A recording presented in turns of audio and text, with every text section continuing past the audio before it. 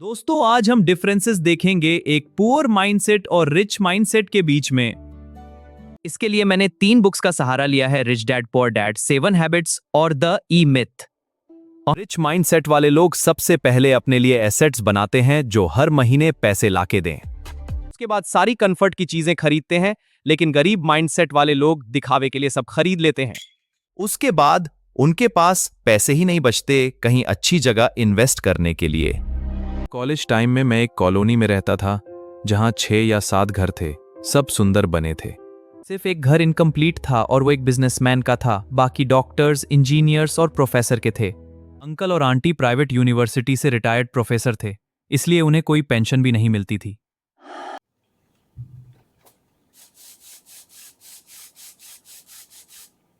उनका घर से लेकर कार, इंटीरियर, फर्नीचर सब परफेक्ट था। मैं उनके फर्स्ट फ्लोर में रहता था। मैंने बहुत बार नोटिस किया कि अंकल और आंटी की बहस होती थी पैसों को लेकर। कोई भी एक्सेस खर्चा टेंशन बना देता था। एक बार मैं अंकल के साथ बालकनी में बैठा था। मैंने कहा, आपके पड़ोसी ने घर कंप्लीट नहीं किया। उन्होंने कहा, हाँ बहुत कंजूस है, कार भी नॉर्मल सी रखी है, एक ही फ्लोर बनाया है। इनकी वजह से हमारी कॉलोनी अच्छी नहीं लगती। पता नहीं पैसे खर्च ही नहीं करते ये लोग। 1.5 साल बाद वही घर पूरी कॉलोनी में सबसे बड़ा था, 3 फ्लोर्स बना दिए थे, बहुत सुंदर बनाया था। पुअर मेंटालिटी वाले लोग सैलरी 15,000 की हो लेकिन आईफोन ले लेंगे, बड़ी गाड़ी लोन पे ले लेंगे। अमीर मेंटालिटी वाले लोग कैलकुलेट करते हैं कि कोई प्रोडक्ट उन्हें कितनी वैल्यू देगा, तभी पे करते हैं। दूसरा पॉइंट, अमीर मेंटालिटी वाले लोग सबसे पहले खुद को पे करते हैं, उसके बाद किसी और को। रॉबर्ट और किम की शादी से पहले रॉबर्ट बहुत उधार पर था। सैलरी से ज्यादा लोन की ईएमआई थी। रॉबर्ट अपनी सैलरी का 20% हमेशा सेव करते थे, चाहे उधार वालों से कितना भी प्रेशर आए। उस प्रेशर को मोटिवेशन की तरह यूज करते थे और एक्स्ट्रा काम करके पैसा इकट्ठा करते थे। वो जानते थे अगर पहले उधार देने लग जाएंगे तो कभी अमीर नहीं बन पाएंगे। वॉरेन बफे भी कहते हैं, पहले पैसे सेव करो फिर बाकी खर्चे करो। ये सीक्वेंस बहुत मैटर करता है। मान के चलो कि सैलरी कम है, लेकिन अपनी इनकम का कम से कम 20% हमेशा सेव करो।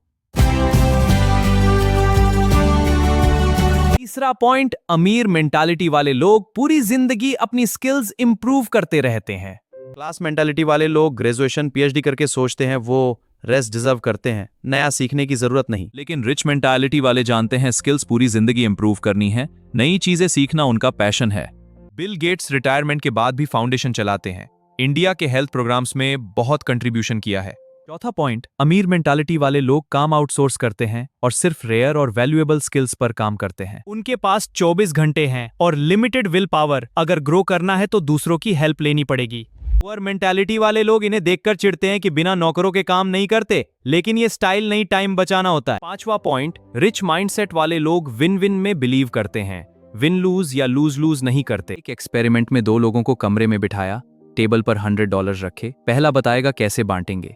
50 पर दूसरा मान लेता है, 60-40 पर भी मान लेता है, लेकिन 70-60 पर रिजेक्ट कर देता है। यानी इंसानी इमोशन का टिपिंग पॉइंट 70-30 है, लेकिन अगर लॉजिक से देखें तो आपको कुछ नहीं मिल रहा था।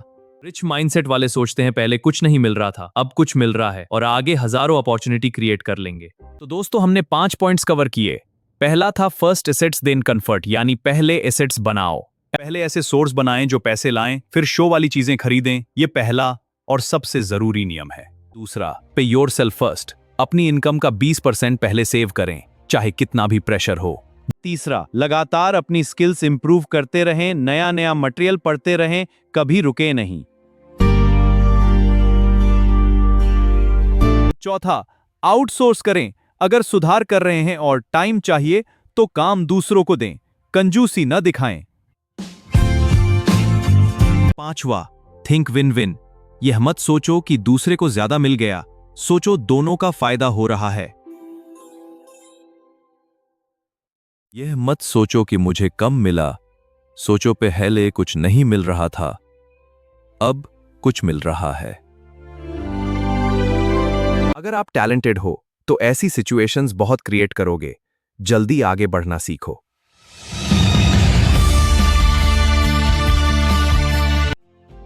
क्योंकि हमारी लाइफ इतनी बड़ी नहीं है और हम इस धरती पर हमेशा के लिए नहीं हैं। दोस्तों कमेंट में बताइए कि आप अगला वीडियो किस टॉपिक पर चाहते हैं।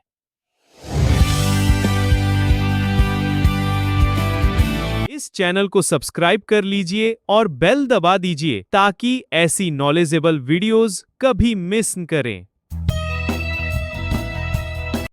इस वीडियो को लाइक जरूर कीजिएगा ताकि हमारा कॉन्फिडेंस बढ़े और हम आपके लिए और अच्छा कंटेंट लाते रहें। धन्यवाद दोस्तों। गुड रीड ग्रेट नॉलेज के साथ जुड़े रहिए और ज्ञान को अपना सबसे बड़ा हथियार बनाइए। हर दिन एक नया पन्ना पलटिए, हर दिन कुछ नया सीखिए और अपने माइंडसेट को रिच बनाइए। आपका माइंडसेट ही आपकी सबसे बड़ी दौलत है, उसे हमेशा ग्रो करते रहिए। याद रखिए, गरीब और अमीर के बीच की दूरी सिर्फ सोच की है, उसे पाटना आपके हाथ में है। ज्ञान की कोई सीमा नहीं होती और नहीं कभी होनी चाहिए। दुनिया भर के लिए ज्ञान बांटते रहिए। तो दोस्तों मिलते हैं अगले वीडियो में, तब तक के लिए गुड रीड ग्रेट नॉलेज के साथ जुड़े रहिए। यह वीडियो यहां खत्म होता है, लेकिन आपका सीखने का सफर कभी खत्म न हो। धन्यवाद। एक किताब 1000 सपने दिखाती है, 1000 रास्ते सिखाती है। पढ़ते रहिए, बढ़ते रहिए। गुड रीड ग्रेट नॉलेज नाम में ही है पूरी कहानी। अच्छा पढ़ो, महान ज्ञान पाओ। यह चैनल सिर्फ जानकारी नहीं देता, बल्कि एक नई सोच देता है। इसे बनाए रखने में हमारा साथ दीजिए। ज्ञान अनंत है और अनंत को पाने की कोशिश ही सबसे बड़ी सफलता है। पढ़ते रहिए, सीखते रहिए। अगली बार तक पढ़ते रहिए, सीखते रहिए और अपने सीख को दूसरों तक पहुंचाइए। धन्यवाद। ये थे पोर माइंडसेट और रिच माइंडसेट के 5 फर्क। इन्हें अपनाइए और जीवन बदलिए।